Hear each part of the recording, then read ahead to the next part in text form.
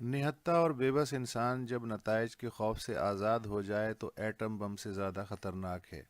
تین چار مثالیں تو میں پچھلے 10 برس کی ہی دے سکتا ہوں۔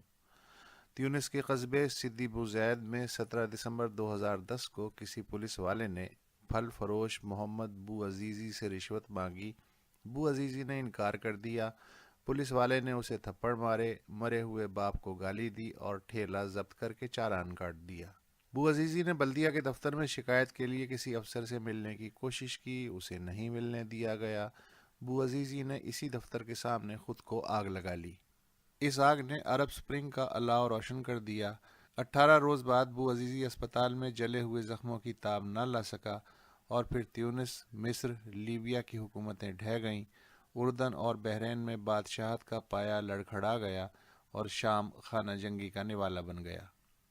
محمد بو عزیزی کی خود سوزی سے ذرا پہلے تیونس سے 6000 کلومیٹر مشرق میں بھارت کے زیر انتظام کشمیر کے قصبے پلوامہ کے گاؤں ترال کے ہائی اسکول کے پرنسپل مظفر وانی کا 15 سالہ بیٹا برہان اور اس کا بڑا بھائی خالد موٹر سائیکل پہ گھر لوٹ رہے تھے کہ سینٹرل ریزرو پولیس کے کچھ سپاہیوں نے انہیں مشتبہ جان کے پوچھ گچھ کی، تو تکار ہوئی، دونوں بھائیوں کی پٹائی ہوئی۔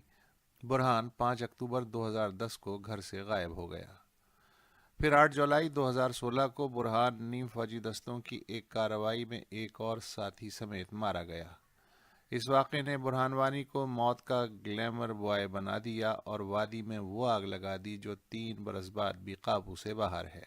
برہان کا گاؤں ترال جموں سری نگر ہائی وے پہ اس مقام سے 11 کلومیٹر پرے ہے جہاں پچھلے ہفتے ایک عسکری قافلے پہ خودکش حملے میں بھارت کی سینٹرل ریزرو پولیس فورس کے 40 سے زائد جوان ہلاک ہوئے۔ جو خودکش بمبار عادل احمد ڈار اس حملے میں کام آیا، اس کا گاؤں حملے کی جگہ سے 6 کلومیٹر کے فاصلے پہ ہے۔ عادل کے والدین کا کہنا ہے کہ عادل طالب علم تھا۔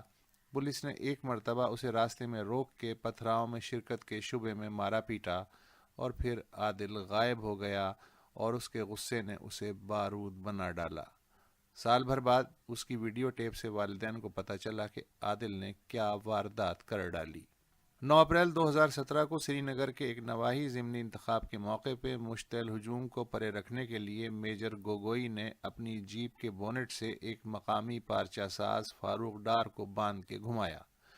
ویڈیو وائرل ہو گئی۔ ایک ماہ بعد بری فوج کے سربراہ جنرل وپن راوت نے میجر گوگوئی کو اعلیٰ کارکردگی پہ تعریفی سند سے نوازا۔